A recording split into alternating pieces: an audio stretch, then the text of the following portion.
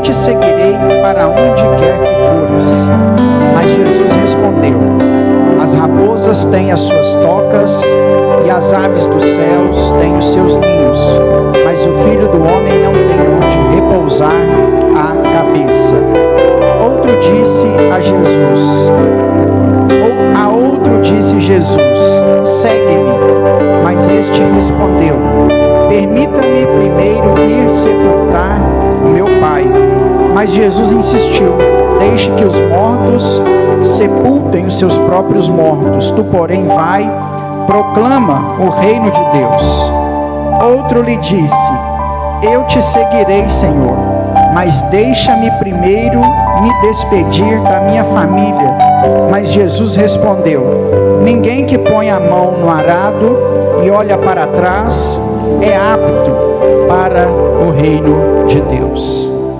Senhor, esta é a tua palavra que foi lida, será ministrada aos nossos corações nessa noite de quinta-feira. E a minha oração é para que através desta palavra o teu Espírito Santo possa falar conosco aqui neste lugar. E o teu nome, que é soberano, que é excelso, possa ser glorificado, possa ser santificado através desta mensagem. E que ao término desta mensagem nós possamos estar mais próximos do Senhor. Essa é a nossa oração, em nome de Jesus. Amém. Pode se assentar, meu irmão.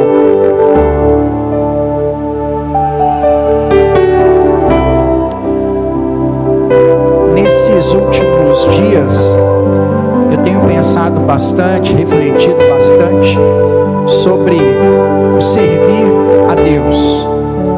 Às vezes, inclusive, há muitos cristãos que vêm para o Evangelho, que aparentemente entregaram a sua vida ao Senhor, mas não entenderam a necessidade de servir a Deus de alguma forma. Inclusive, no domingo eu vou trazer uma mensagem falando um pouco a respeito disso também, no culto à noite. E muitos de nós não entendemos o que é a graça, o que é o estar na presença de Deus, o porquê que nós fomos chamados para estar diante do Senhor. Eu digo isso porque muitas pessoas entendem que servir a Deus é apenas receber aquilo que Ele pode nos dar, Hoje nós vivemos numa geração que espera muito de Deus.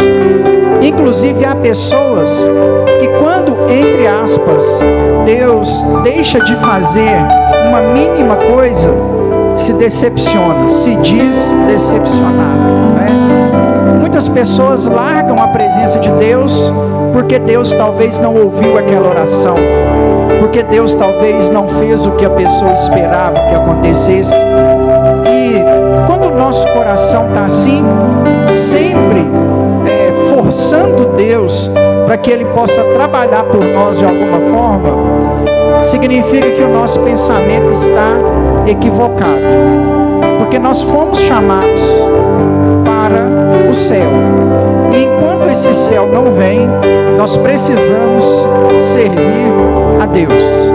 Até que o Senhor venha, a nossa vida precisa ser uma vida dedicada a Deus e às coisas de Deus, E esse chamado para servir ao Senhor, ele traz para nós vários pontos.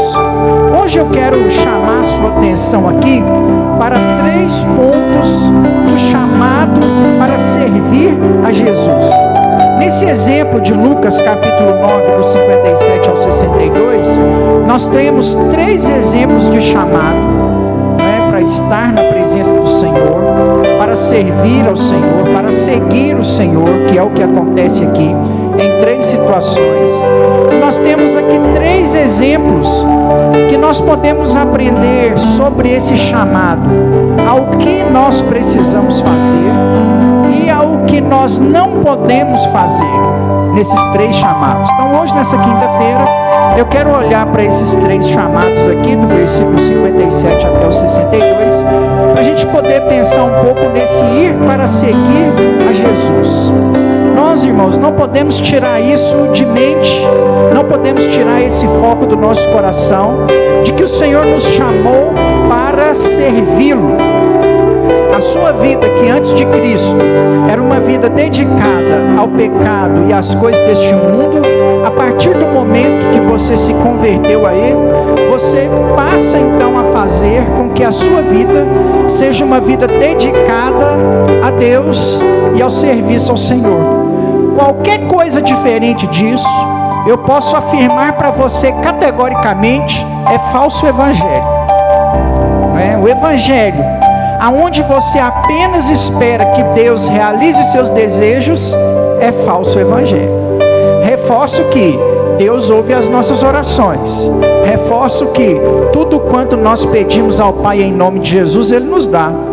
Reforço que Deus vai te abençoar rica, grande e poderosamente. O que você não pode achar é que Deus faz apenas isso, ou que Ele te chamou apenas para isso. Deus te chamou para algo maior, para o céu. E enquanto o céu não vem, eu gosto da palavrinha de Paulo, né? Paulo nos chama de escravos dele. Não sei se você sabe, nós que estamos aqui nessa noite, nós somos escravos. Você nunca deixou de ser escravo. Só que antes você era escravo do pecado e agora você é escravo do Senhor. Você mudou de dono. E aí eu posso afirmar para você que o seu novo dono é muito melhor do que o antigo, né? Que antes você era escravo do pecado, do inferno, do mundo, e agora você é escravo do Senhor. Para nós isso precisa ser um privilégio. Foi para isso que Deus nos chamou, né? Então, entendendo aí esse chamado, vamos lá. Versículo de número 57. Quando iam pelo caminho, alguém disse a Jesus: eu te seguirei para onde quer que fores. A maioria são só 3, né? Esses chamados que nós vamos ver aqui, são chamados aparentemente bonitos, né? Olha a fala desse alguém que trouxe aqui na minha versão da Alphalite. O Tiago está colocando ali a revista atualizada, né? Indo ele pelo caminho, alguém lhe disse. Olha a frase desse alguém. A princípio, a frase desse alguém é uma frase muito linda. Diz assim: eu te seguirei para onde quer que fores. Existem algumas pessoas na Bíblia que conseguiram elaborar umas frases muito bacanas, né? Eu me lembro da frase de Pedro que disse assim: com o Senhor eu vou até a morte. E na primeira oportunidade que ele teve, ele negou, escondeu, saiu correndo, fugiu. Não foi até a morte coisa nenhuma. E nesses chamados que nós vamos ver aqui, nós não podemos julgar esse chamado pela primeira frase. Nós temos que olhar a resposta para a gente entender esse chamado. Isso porque quando o Senhor nos chama, ou quando nós nos dispomos a servir a Deus, Ele sabe e conhece as verdadeiras intenções do nosso coração. A resposta de Jesus para esse alguém, no versículo de número 57, vai ser uma resposta. Ó, quem está colocando o texto ali é o Cícero, né? Eu falei que é o Tiago. Eu vi o Tiago sentado lá mais cedo. A resposta que o Senhor vai dar é uma resposta onde Ele é o conhecedor das verdadeiras intenções. Mas aparentemente a frase ela é muito bonita. Muitas vezes nós nos deparamos falando frases assim, como Pedro falou frases assim. Muitas vezes nós também, naquele dia de euforia, naquele dia que o culto foi poderoso, que o louvor foi abençoado, que a palavra tocou o seu coração, você fala assim: Senhor, com o Senhor eu vou, aonde o Senhor for, eu estarei, né? E aí a gente fala essas frases bacanas, mas muitas vezes nós não estamos dispostos a cumprir aquilo que a nossa boca está falando desse chamado. Tem um texto no na primeira carta de João, eu fugiu aqui agora o versículo. João diz assim: não o amemos apenas de boca ou de palavras, mas em atos de verdade. Porque muitas vezes até para Deus nós falamos demais. Talvez você conheça um irmãozinho que não, sirva a Deus, que eu estou na presença de Deus, que nada me abala, que nada me afasta da presença do Senhor. Na primeira tempestade, por pula fora do barco, abandona o Senhor, né? É importante a gente tomar cuidado com o que a gente fala para Deus, porque essas frases que nós dizemos a Deus, elas precisam ser sinceras, elas precisam ser pelo menos um ponto de partida. Se eu falar que vou servir ao Senhor por onde quer que Ele for, eu preciso ter isso pelo menos como alvo. Onde o Senhor me mandar, onde o Senhor me enviar, eu vou.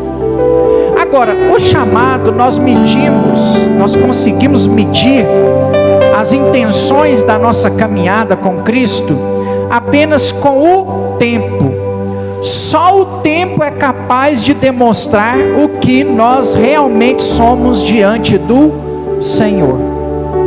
Mas você fala assim: eu vou evangelizar lá na África. Aí vem a oportunidade de você ir para a África, você pensa assim: o quê? Malária, né? Doença, pobreza, não tenho o que comer direito, eu não vou na África nada, vou ficar aqui em Lagoa da Prata, né? A terra que emana leite e mel. Lagoa da Prata é a terra que o Moisés procurou 40 anos e não achou, né? Cidade com carro de som anunciando vaga de emprego. Onde você viu isso? Só aqui em Lagoa da Prata que isso acontece, né? Então, eu ir para a África passar fome de forma nenhuma. Na hora do vamos ver, muitas vezes nós não somos reais com aquilo que nós falamos de Jesus. Só o tempo servido a Deus é que aponta para nós o que de fato nós somos, o que de fato nós entendemos, o que de fato nós praticamos para com esse Deus. Só o tempo, só o tempo. Eu me lembro de uma vez, de uma pessoa que congregou com a gente logo no comecinho da igreja. Aí ele, assim, a pessoa muito ansiosa para tirar a carteira, comprar um carro, ter uma casa melhor e tal. Aí eu não perguntei ele nada, não cobrei dele nada, foi algo muito esporádico, mas uma decisão errada, né? Ele falou, um dia eu fui visitar ele, Edilei estava comigo, e ele falou assim: pastor, eu não perguntei ele nada não. Ele tocou no assunto, ele falou assim: pastor, eu não dizimo mais. Você não dizima mais? Não dizimo, pastor, porque é o seguinte, um dia eu falei para Deus assim: eu vou entregar meu dízimo ao Senhor e o Senhor vai me ajudar a tirar a carteira, comprar o carro e ter uma casa melhor.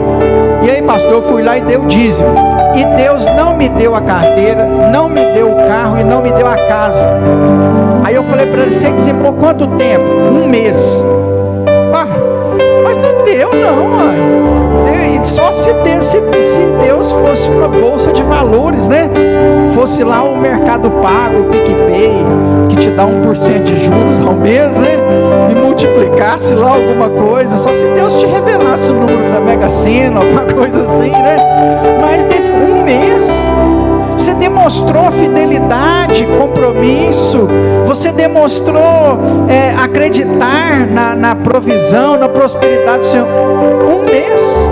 Você acha que Deus vai te abençoar e vai entender que você é segundo o coração dele por causa de uma atitude, uma oração, uma vigília que você fez, uma leitura bíblica que você praticou ao longo da sua caminhada? Você vai ficar julgando na cara de Deus todo ano: eu li a Bíblia uma vez. Você vai ficar julgando na cara de Deus: eu dizimei uma vez, eu orei uma vez. Quando você vai ver se uma vez é há 10 anos atrás, há 15 anos atrás, e você está querendo receber coisas de Deus por causa disso.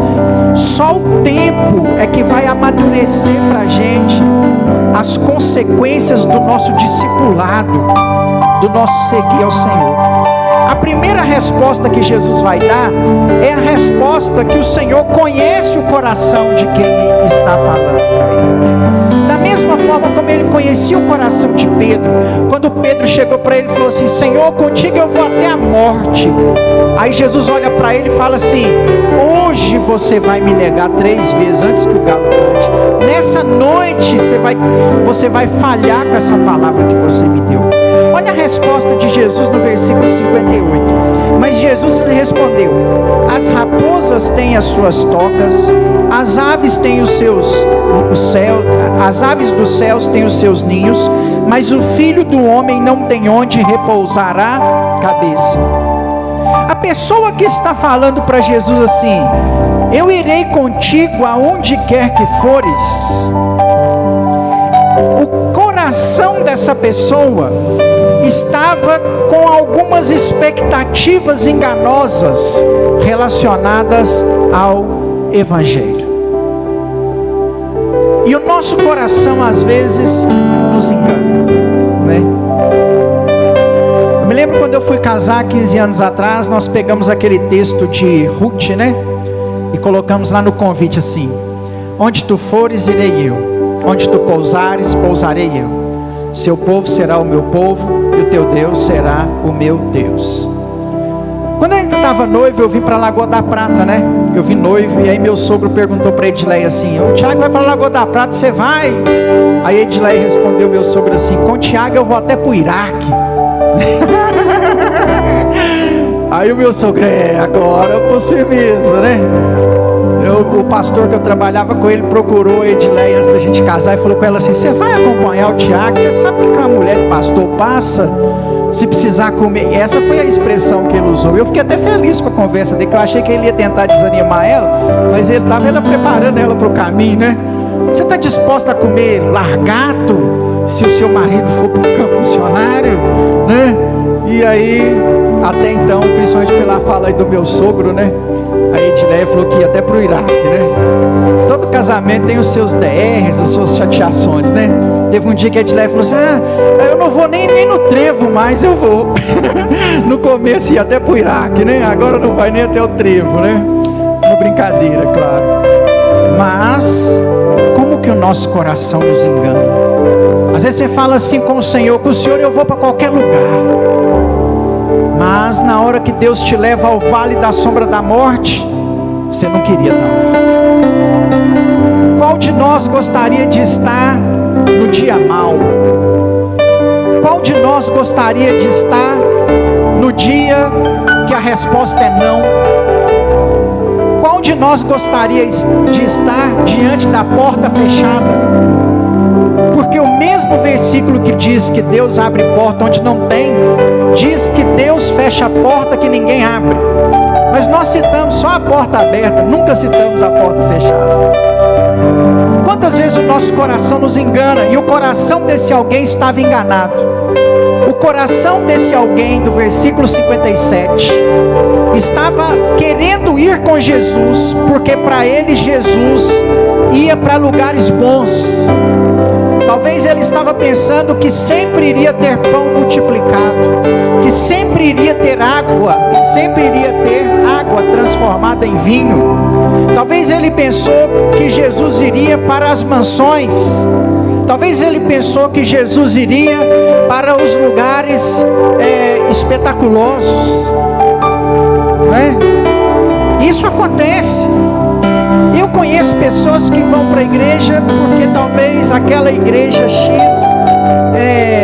tem mais pessoas influentes dentro da cidade, então eu vou para lá. Tem mais pessoas ricas, aí eu vou para lá, tentando se beneficiar desse evangelho de alguma forma. A igreja não é culpada. Se Deus abençoou os irmãos que estão lá, glória a Deus por isso, foi porque Deus quis abençoar. Não é errado esses irmãos estarem lá, é errado eu querer ir para lá e fazer parte para me beneficiar de alguma forma. Esse companheiro, esse alguém do versículo 57, ele está indo para Jesus para se beneficiar pelos lugares que Jesus estava indo, porque Jesus estava indo a lugares bons. Jesus estava indo a Nicodemos, que era alguém bem de vida. Jesus estava indo aos centuriões, aos chefes das sinagogas. Estava sendo recebido pela Herodias, a mulher do Herodes. E aí de repente esse alguém viu uma oportunidade de se beneficiar em estar nos lugares que Jesus estaria. E aí Jesus diz para ele uma notícia triste: olha, eu não tenho onde pousar, eu não tenho onde reclinar a minha cabeça. Isso é evangelho. Isso é evangelho. O evangelho já me fez caminhar com pessoas grandes, né? Eu já fui amigo de deputado, eu já almocei na mesma mesa que o governador de Minas. Você sentar numa mesa para 6 pessoas, e entre essas 6 pessoas, o Antônio Anastasia, o governador do estado. Mas que é o Evangelho. Não é os lugares aonde o Evangelho levou. Não são os lugares. Quem está querendo ir com Jesus no versículo 57, está achando que é o que esse Jesus poderia proporcionar a nível de influência. Mas não é isso. O chamado do Senhor para nós não é para nos proporcionar esse tipo de situação. O chamado do Senhor para nós é para que nós possamos servi-lo, entregar a nossa vida a Ele, até o dia que Ele vier nos buscar para alcançarmos o céu, até o dia que a 7ª trombeta tocar e nós nos encontrarmos com Ele para a grande ceia no arrebatamento. Para isso que nós somos chamados para servir ao Senhor, não pelo que esse Evangelho pode nos proporcionar, até porque é decepcionante. Eu me lembro quando foi uma das ações sociais maiores que eu já vi acontecer dentro de uma igreja. Cheguei em Bom Despacho, um irmão na igreja lá tinha ganhado um lote, o irmão Narciso tinha ganhado um lote no bairro Babilônia. Você sabe o que a igreja fez? A igreja construiu uma casa por irmão, lá no bairro Babilônia, do zero. Quantas vezes no sábado de manhã eu ia para lá, junto com os homens da igreja, com os irmãos da igreja, da fundação, de encher a fundação a bater a laje, eu ajudei. E não foi em longo período não, foi em curto período. Deve ter demorado assim um ano, para a igreja levantar, com doações, com dinheiro do caixa da igreja, com mão de obra dos pedreiros da igreja, a casa do irmão. Pois não é que na hora que a casa estava prontinha, com porta e janela, o irmão não mudou de igreja? Às vezes a gente vai para um determinado lugar só para se beneficiar. A igreja não só construiu casa para o irmão não. A igreja tinha um vereador, arrumou emprego para o irmão na Câmara dos Vereadores, fichou ele, arrumou um emprego digno, construiu a casa. Na hora que o negócio estava pronto, eu não concordo com algo dessa igreja, vamos embora. Irmãos, nós não servimos a Deus para nos apropriarmos do que o Evangelho pode nos oferecer. Não sou contra as portas que o Evangelho possa abrir sobre a sua vida, e tomara que abra muitas. Mas quem está indo aqui está indo para isso. E nós não viemos a Jesus para isso. Nós viemos a Jesus com o foco de alcançar o céu. A resposta de Jesus que conhece o coração deste alguém: a raposa tem covis, as aves do céu têm os seus ninhos, mas o filho do homem não tem onde repousar a cabeça. Segundo chamado, a outro disse Jesus. O primeiro se dispôs, o segundo é Jesus que vai chamar. Segue-me. Mas ele respondeu: permita-me primeiro sepultar o meu pai. Olha esse aqui, irmãos. Esse aqui, Jesus está chamando. Está falando assim: me segue, vem me seguir. Irmãos, sabe qual é a ideia que nós temos? Eu não sei você, a experiência que eu tenho com o chamado de Jesus para mim, eu penso assim: ô gente, por que eu não fui chamado antes, né? Eu fui chamado jovem, 15 anos de idade, na flor da adolescência, né? No ápice, melhor dizendo, da adolescência, entrando na mocidade. Graças a Deus, assim, desfrutei de muitas bênçãos do Evangelho, que eu considero bênçãos, né? Eu casei virgem, sou homem de uma esposa só, conheço uma mulher só. Isso é a graça do Senhor que me alcançou, me livrou de tantas coisas ao longo dessa caminhada, talvez, que a juventude tem, né?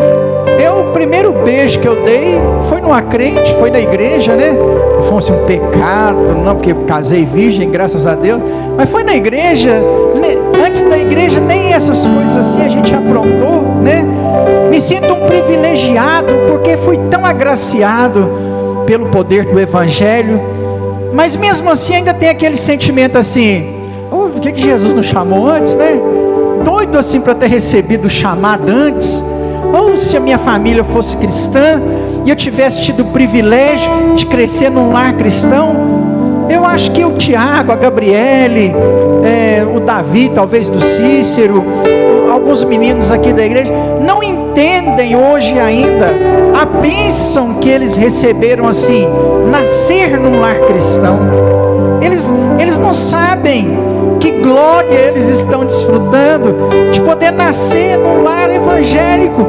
Talvez mesmo que não seja uma vida perfeita, um lar perfeito, sem Jesus nem se compara. E assim, não sei você, mas o sentimento que a gente tem de querer ter sido chamado antes, ter decidido por Jesus antes. Por que eu não decidi por Jesus antes?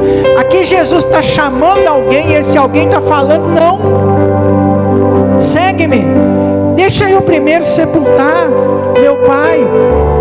Olha o próximo versículo 60. Jesus, que conhece o coração da mesma forma do primeiro lá, insistiu: deixe que os mortos sepultem os seus próprios mortos, tu porém vai e proclama o reino de Deus. Irmãos, eu consigo ver o amor de Deus de forma muito nítida para esse texto. Um Deus que não é a primeira vez insiste chamando alguém. Quantos de nós talvez tivemos muitas oportunidades para servir a Deus, e o amor de Deus por nós foi tão grande que Ele insistiu para que nós pudéssemos estar na presença dEle. Olha aqui mais uma vez o Senhor insistindo com alguém. Tem alguns textos que a gente lê na Bíblia que você pensa assim: como que pode alguém ter precisado assim, Deus insistir tanto, né? Está lá o Moisés orando, uma sarça pegando um fogo que não consome, um negócio que ele nunca viu na vida, e Deus falando assim: vai Moisés, liberta meu povo do Egito. Aí Moisés fala assim: ah não Senhor, eu não, é você Moisés. E o Moisés fala assim: por que eu Senhor? E Deus fala a terceira vez: porque eu escolhi você, eu preparei você, é você que tem que vir. Aí o Moisés assim, sem mais o que falar, fala assim: ah Senhor, mas eu sou pesado de língua, eu não vou conseguir falar. Aí Deus fala assim: mas é você, e eu vou mandar seu irmão mais velho, porque é o seu negócio. Fica imaginando Deus chamando Isaías: Isaías, vai. Isaías: não posso, eu sou no meio, eu nasci num povo impuro e impuros lábios, e não posso ir. Aí Deus traz uma brasa viva do altar, toca nos lábios e purifica. Olha Deus insistindo. Eu acho que se eu fosse Deus, eu ia: você não quer ir não? Eu vou chamar outro, próximo. Mas Deus insistiu com Moisés, insistiu com Isaías. Jesus insistiu com esse discípulo e deu para ele, falou para ele a dica: deixe os mortos sepultarem seus próprios mortos e vai proclamar. Olha a ideia do nosso chamado: proclamar. Para que você foi chamado? Para anunciar o Evangelho. Nós não entendemos isso. O que eu estou falando para você, grego, talvez você não vai conseguir compreender, porque a nossa geração não entende que o nosso chamado para o Evangelho é para proclamar a palavra de Deus. Eu vou te dar uma notícia triste agora. Jesus não te chamou para te curar, Jesus não te chamou para abrir porta, Jesus não te chamou para fazer de ser rico, embora Ele possa fazer essas três coisas de acordo com a boa, perfeita e agradável vontade dEle. O chamado dEle é para que você anuncie o Evangelho. Você tem proclamado o Evangelho para sua família, para os seus vizinhos, para os seus amigos, para quem Deus coloca do seu lado. Você proclama o Evangelho. Nós esquecemos, a igreja hoje não vive assim mais. Eu estou falando de uma igreja de 15, 20 anos atrás, que nós precisamos resgatar e voltar a ser. A igreja que entende que a igreja que entende que Deus não coloca ninguém ao seu lado em vão. Que o vizinho que é seu vizinho não é seu vizinho à toa. Ele é seu vizinho para que você proclame proclame a palavra de Deus a ele. Eu já fui mais incomodado com essa situação. Eu me lembro quando eu morava em Belo Horizonte, podia sentar ninguém do meu lado não, que eu pregava. Ônibus em Belo Horizonte, não sei se quem já teve oportunidade aí, né? Sempre lotado, sempre uma pessoa diferente. Eu sempre carregava o folheto na bolsa da escola. Sentava alguém do meu lado, nem que fosse o folheto, só Jesus te ama. Sempre fiz isso. E achava o máximo ainda quando alguém entrava no ônibus e pregava. Porque eu peguei um período em Belo Horizonte que o pessoal entrava num ponto, pagava a passagem, pregava e descia no outro ponto. Meu sonho era fazer aquilo, né? Um dia eu vou fazer isso, vou pagar a passagem de um ponto no outro e pregar no ônibus aqui e ir embora. Nós fomos chamados para proclamar. O que nós temos hoje é uma geração de disfarçado. Parece que ninguém pode saber que você é cristão. Parece que ninguém pode saber que você é crente. Você não conta isso para ninguém. Você não proclama o evangelho a ninguém. Talvez com medo de sofrer retaliações, perseguições. E vai sofrer, porque Jesus disse que vai sofrer mesmo. Mas o nosso chamado explícito aqui nesse versículo de número 60 é o chamado para proclamar o reino. Se nós não estamos pregando o reino de Deus, nós não estamos cumprindo o nosso propósito. Tem uma pá de crente aí hoje que acha que foi chamado só para ser abençoado. Seu primeiro chamado é para proclamar o reino de Deus. Proclama o reino de Deus. E não precisa falar muitas vezes não. É uma frase do Martinho Lutero, no período da Reforma Protestante, que sempre vai ecoar no meio da igreja. Martinho Lutero disse assim: pregue, pregue, pregue, pregue. Se for necessário, use palavras. Eu não prego só falando, eu prego com a minha vida, com o meu testemunho, eu prego pagando as minhas contas em dia, eu prego sendo educado, sendo tratável, sendo amável, sendo hospitaleiro, eu prego sendo feliz, eu prego porque estou com um sorriso no rosto. Eu não prego só igual o pessoal da Praça 7 lá gritando, berrando, não. Eu prego com as minhas ações, com as minhas atitudes, com o meu olhar, na oportunidade certa. Eu prego na hora, como disse Paulo, a tempo e a fora de tempo, e não só com palavras. O nosso chamado é para proclamar a palavra de Deus. Aí tem um terceiro. A outro lhe disse: eu te seguirei, Senhor, mas deixa-me primeiro despedir da minha família. Sabe qual o chamado que é esse aqui? Eu vou te servir, Senhor, mas não agora, depois.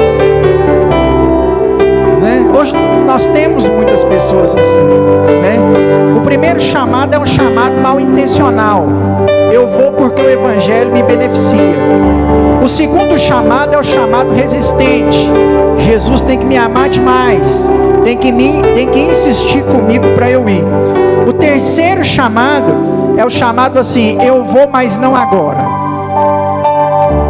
Eu já ouvi muitos parentes de jovens falar assim: nossa, você vai para a igreja tão cedo, aproveita o mundo primeiro, depois você vem. E eu já vi jovens olhando na minha cara e falando assim: ah, pastor, a igreja está certa, o negócio é esse aí mesmo, eu vou aproveitar o mundo um pouquinho, depois eu volto. Mas será que dá tempo de vir? Será que dá tempo de voltar? Né? É o chamado que nós deixamos para depois. Irmãos, nós não podemos deixar o nosso chamado para depois. Nós não sabemos nem se esse culto vai terminar, ou se a 7ª trombeta vai tocar e nós sumiremos aqui e apareceremos com o Senhor nos ares, ou se acordaremos amanhã de manhã. Quem sabe não é essa noite que o Senhor vai pedir a nossa alma. O nosso chamado não pode ser para depois. Quantas pessoas estão deixando para servir ao Senhor depois? Depois eu vou, depois eu faço, deixa eu primeiro cuidar da minha família, como disse esse alguém aqui do texto. Será que a família é mesmo que ele queria cuidar? Ou isso aqui é apenas uma desculpa? Nós vivemos uma geração que está aprendendo a colocar vírgula no discipulado, que está aprendendo a colocar vírgula na caminhada cristã. Eu vou largar Deus para me trabalhar, depois eu volto para o Senhor. Eu vou deixar Deus para me participar da festa, depois eu volto. Eu vou abrir mão do Senhor por um tempo, ficar fora da igreja daqui um ano. Tem gente que está dando tempo para Deus. Nós não podemos ter um chamado aonde Deus vai ficar para depois. Será que depois vai dar tempo? Eu tenho certeza que aqueles que deram tempo ao Senhor se arrependem disso. Tenho certeza que aqueles que colocaram vírgula, parênteses, na caminhada com Cristo, se arrependem dos intervalos. Quantas bobeiras não acontecem nesses intervalos? Divórcios, casamentos equivocados. Eu vou usar uma frase que você precisa tomar cuidado ao ouvi-la, né? Filhos indesejados, né? Não que o filho seja algo mal, depois vai virar uma bênção, claro, mas talvez não era para aquele momento, porque a pessoa escolheu pôr uma vírgula. Para que querer comer lavagem para entender depois quem é o pai, como fez o filho pródigo? Me dá aí, pai, o que é meu, que eu vou embora. Lá na casa do meu pai, os funcionários dele se alimentavam melhor do que isso. Vou voltar para lá e pedir para ser um funcionário. Para quê? O que adiantou esse período? Esse período causou inimizade com o irmão, dificuldades para recomeçar, prejuízo financeiro ao pai. Para quê? Para quê? O casal passa uma dificuldade, aí vai separar, dá um tempo. Para quê? Eu já vi casais que tinham uma casa, aí separa, aí vende a casa, aí divide o dinheiro. Cada um ficou com metade da casa. O metade da casa não dava para comprar outra casa. Gastou as duas metades do dinheiro. Passou 6 meses, voltou sem casa. Para quê? Para quê? Os intervalos só trazem prejuízos. Nós não podemos deixar o nosso chamado para depois.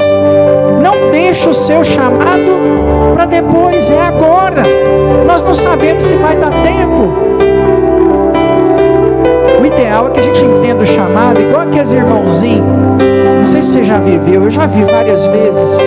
Irmão mais velho, internado no hospital, quase morrendo, e pregando lá no quarto, dando trabalho para as enfermeiras. Ele só fica falando, lendo a Bíblia. É isso mesmo. O nosso chamado não é para depois. Aí o camarada vai, Senhor, deixa eu te servir, mas primeiro eu vou despedir da minha família.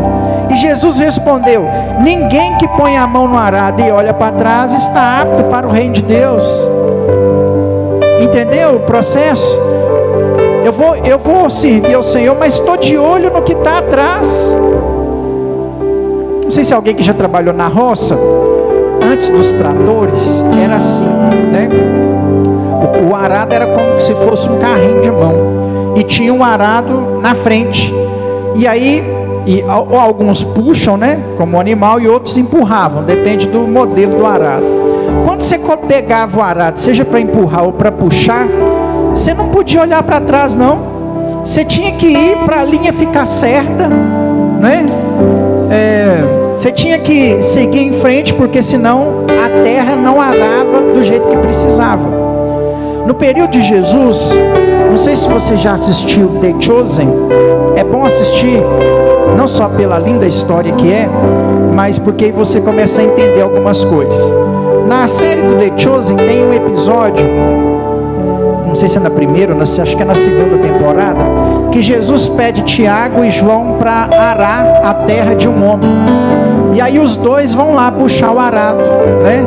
O arado naquela época era um pino que cravava na terra, segurado por duas hastes, tinha uma canga, um jugo na ponta, e ia um de um lado e o outro do outro, arrastava esse pino para poder arar a terra. Se parasse em algum momento, a terra não ficava bem arada. Então não dava para parar e olhar para trás, tinha que empurrar aquele arado até no final. A cena lá dá pra gente essa boa ideia, né? Que é o arado que Jesus está falando aqui nesse versículo.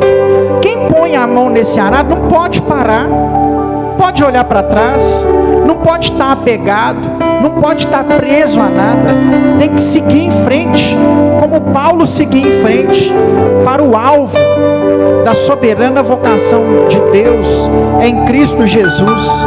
É adiante que você vai. Não fica preso a passado, ao que você vai perder, ao que você poderia ganhar. Você tem agora um bem muito mais precioso, o céu preparado para você. A casa que Jesus foi preparar com as suas próprias mãos. Olha para trás não, é em frente. É em frente. Igreja é para frente, é avante. Ah, mas fulano de tal não caminha com a gente mais, é para frente. A gente anda, é para frente. A gente vai, é adiante. Ano passado a pessoa me procurou: pastor, não quero liderar as mulheres mais. O povo está no lugar, porque é para frente que vai. Não dá tempo de ficar chorando. Ai, e agora o que vai ser? Não, é para frente. Igreja anda, é para frente. Ah, vou sair do louvor, é para frente. A gente anda, é para frente. Outras pessoas virão, Deus vai levantar novas pessoas, porque a igreja é assim, é avante. A gente segue, a gente não olha para trás, a gente não fica preso. Estou falando da igreja, mas é assim que é a sua vida. Você vai ficar remoendo aquele relacionamento de 15 anos atrás, lembrando, falando, comparando com o seu relacionamento atual. Aqui é para frente. Seu filho cometeu um erro com você, você vai ficar chorando, lamentando, ou o seu marido, ou a sua esposa. Aqui a vida segue. Ela segue, e se a gente não tomar cuidado, ela atropela. Então a gente que tem o Senhor, se fortalece em Deus aí, vamos. Deixa o passado enterrado no passado e vai para as coisas novas que Deus tem adiante de você, porque o seu passado é para continuar caminhando, é para frente que tem que andar. Jesus está falando com esse homem assim: não vem com o coração apegado, não vem achando que você vai ter outras coisas para resolver, só vem. Com Jesus é assim, a gente só caminha, a gente só vai. Mas Jesus respondeu: ninguém que põe a mão no arado e olha para trás está apto para o reino de Deus. Estar apto para o reino de Deus é estar apto para servir ao Senhor. É o nosso teste. Entenda uma coisa na conclusão dessa frase: se você não serve a Deus, você não serve para Deus. Entendeu? Se você não serve a Deus, você não serve para Deus. É isso que Jesus está falando aqui nessa frase. Se nós não estamos servindo a Deus, irmãos, o céu não é o nosso lugar. Para que o céu seja o seu lugar, para que Deus seja a sua morada, para que o Senhor seja o seu conforto, para que o Espírito Santo seja a sua consolação, você precisa estar servindo ao Senhor. Nós precisamos servir. É aí que nós demonstramos que estamos aptos. Como que você demonstrou estar apto para o seu serviço? Talvez o seu serviço precisava de uma carteira de habilitação. Você vai lá e apresenta: aqui, você está apto, pode dirigir, né? Talvez foi um concurso público, você foi lá, fez a prova, passou, você está apto, pode ir. Faz o exame médico, você está apto. Uma vez, como a gente trabalha com telefone, uma vez por ano lá, só manda fazer o teste de audição. Aí o doutor lá escreve: apto, você passou no teste. Servir ao Senhor é o nosso teste. É esse servir a Deus que vai falar para nós assim: você está apto, sirva a Deus. Não quero pregar aqui miséria, não. Não entenda a minha palavra pelo lado negativo. Deus vai te abençoar, vai te curar, vai abrir portas. Mas Ele fazendo isso ou não, sirva a Deus. Seu foco precisa ser servir a Deus. É isso que você tem que fazer. Proclame, sirva a Ele e deixe com que Ele agregue à sua vida as demais coisas, em nome de Jesus. Se coloque de pé, vamos orar.